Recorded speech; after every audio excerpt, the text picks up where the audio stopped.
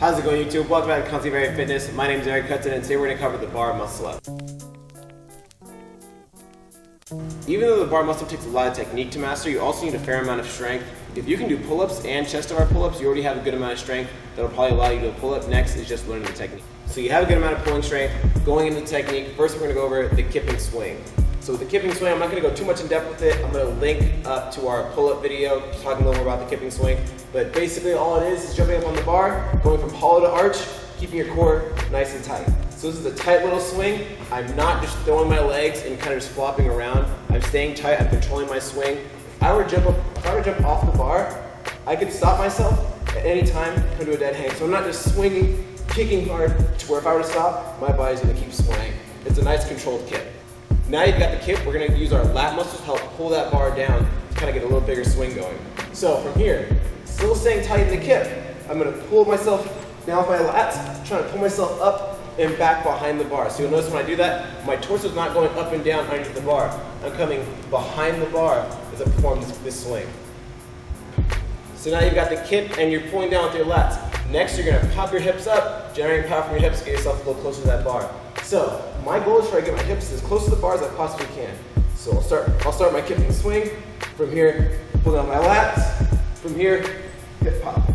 So my goal is to try to pop my hips forward out of that hollow position, raising my hips, getting myself even closer to that bar.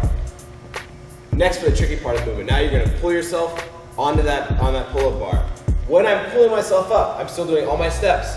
My kipping swing, lat pull down, hip pop. As I pull, my goal is not bring the bar to my chest. My goal is to bring that bar as low as I possibly can towards my hips. If I bring that bar to my chest, it's very hard to lay on top of the bar from here. Whereas if I pull and I bring that bar right next to my hips, it's very easy for me to lay on top of the bar and just basically press out. As I perform this and I pull that bar up, trying to bring that bar as low as I can to my hips, as soon as I do that, my goal is to throw myself on top, turn my hands, and get my elbows over the bar. A lot of people, they go and they jump and they pull, and their wrists stay down, their elbows stay down, and they're not getting any leverage on top of the bar. So as soon as I do my hip hop and pull, I'm trying to get my elbows on top. Now we put all these little pieces together. Here's some tips that'll help you also get the swing going. So what I have people do is I'll stand about a foot away from behind the bar, so starting directly underneath. You'll start behind, you'll jump, and allow you to start the first big hip, getting on top of the bar. So rather than starting directly under the bar and having to generate a swing, you can just jump straight up, allow you to get one big swing, come on top of the bar, and press. The bar muscle up is tricky to first get, so usually I'll let people go and put one elbow over. So when they do this, the analogy I like to use is imagine you're climbing a fence. If you were to jump up, you wouldn't just catch it here and press out unless you're crazy tall or have really good hops.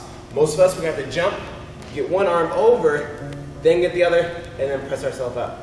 So when we're doing that, even though I said we're climbing a fence, you're not going to lay your forearm on top of the bar. You're still going to turn your elbow, but you're going to put most of your weight in that one hand trying to get your arm over, and then get your other half of your body over.